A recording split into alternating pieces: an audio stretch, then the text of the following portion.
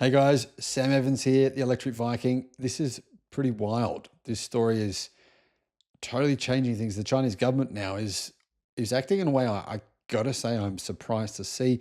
China is slamming the brakes on BYD's planned factory for Mexico. Why?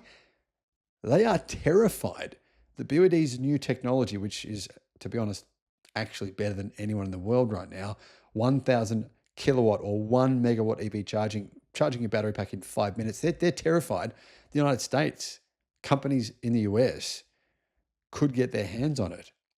This is geopolitical chess, and BYD are just caught in the middle. Let's try and unpack this madness. So BYD, the EV giant that is crushing it with their 5-minute charging, gazillion sales, gone from 400,000 a year up to 4 million a year, just crazy numbers. They want to build a massive car plant in Mexico. And that car plant, well, they're going to sell cars from there, probably 300,000 or more a year. That was meant to be starting in 2026, going to sell cars to Americans. That was the original idea. Obviously, Mexicans are buying tons of BYDs today. They're going to sell cars to people in South and Central America. Brazil's a huge car market. Anyhow, apparently, this factory was going to be built right next to the US border, really close. Here's the kicker. China's Ministry of Commerce is saying, not so fast. According to the Financial Times, they're delaying approval because they're freaking out that BYD's cutting edge technology, and to be fair, it is cutting edge, including smart cars, their new Blade battery version 2, which is 2 of them, everything could slip across the border into America. Picture this, Tesla's biggest rival handing over secrets unintentionally to Uncle Sam. China's not having it. They're saying, no, BYD, this isn't happening. China does kind of have a point. Mexico is cozy with the United States. They share a border. They have all that NAFTA love. The fear, Mexico gets unrestricted access to BYD's technology, and maybe, just maybe, the US sneaks a little peek. Now, would this happen in my personal opinion? Honestly, I've got no idea. Imagine Detroit, though, cracking open BYD's playbook. Beijing's prioritizing their Belt and Road buddies over this, leaving BYD in limbo. Meanwhile, Mexico's government isn't exactly rolling out the red carpet either. Some say they're hostile to Chinese firms. I don't know if that's true, but some say that. Add in Trump's tariff threats to the mix. This is a powder keg. This is a very interesting geopolitical issue here. BYD has been gunning for Mexico, though, since 2023. They actually sold 40,000 cars there last year. They want to double that in 2025 with 30 new dealerships. They've got Brazil, Hungary, and Indonesia plants too, but Mexico's the prize. $600 million is on the line here. George Vallejo, BYD's Mexico boss, was hyping a location announcement by the end of this year. He's saying it's all done, set in stone. It was all sorted. Now, China is saying, hell no, you're not going to be doing this. This isn't just about cars. It's about who controls the future of the automotive industry. Not just the future of electric cars, but the entire global automotive industry. So, is BYD's Mexican dream dead? Honestly, will China cave? I doubt it. I think this might be over. This technology tug of war, it could reshape the entire EV world. Drop your thoughts below.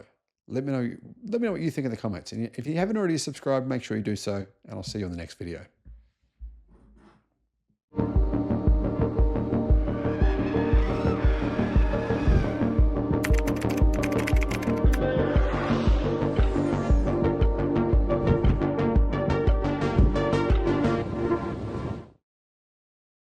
Do what you love. Do what you love, and everything's going to be okay. We've all heard it, haven't we?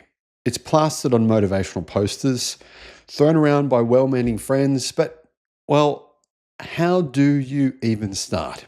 What if you don't know what your love is? What if life's so loud, bills, kids, chaos, that you can't even hear yourself think? I'm Sam Evans. I'm the guy behind the Electric Viking channel. 7,000 videos, more than 200 million views. and I never saw life coming. I'm not here as some guru with all the answers, that's for sure. I'm a dad, a husband, someone who's been knocked flat and had to claw his way back. I spent years wrestling with that question. What do I love? And I've learned it's not about waiting for a lightning bolt of inspiration. It's about digging, trying, failing, and finding it amongst the mess, the chaos of life. Today, I want to take you through that mess, my mess. It was very messy, and it doesn't seem to ever get unmessy. From a scared kid in a rough town to building a career that's let me care for my wife, for Shanna, and our boys. It's not a fairy tale. It's real. It's raw. But it's possible for you too. I grew up in a rough town. Think broken bottles on the streets, fights spilling out of pubs, drugs in every shadow. I was the small, quiet kid. The kid who didn't stand out except for his awkwardness. One day I was walking along near the train station at school and I saw one of the guys that went to my local church. He walked up to someone else, went to shake their hand, and instead punched them in the face and then brutally beat them over a drug deal gone wrong. One night I saw something I'll never forget. There was blood on the pavement and a woman was screaming. I was 12 years old, frozen. 2 cops walked by. They saw me and they ignored it. I witnessed an event where a lady was pushed down the stairs and she fell on her head, pushed down the stairs by the owner of a pub, fell on her head, blood on the ground, blood running down her face. I was shocked. What just happened? He saw me. The guy who did this, he saw me. He's walked up to me while I'm standing there, slack-jawed, grabbed me by the throat and held me up against one of those caged wire type fences. He's held me by the throat up in the air. And I'm struggling to breathe and I'm choking and he's saying, "You saw nothing. Say nothing." I've turned around, seen these police just around, basically about 20 meters away in their car. And I knocked on the window fast, ran over to their car, knocked on that window really, really fast. I'm breathing hard. I'm trying to explain incoherently what had just happened. And the police interrupted me. They said, "Kid, go home. You saw nothing." That moment burned into me. The world's messy. It can be unfair. And no one's coming to fix it for you.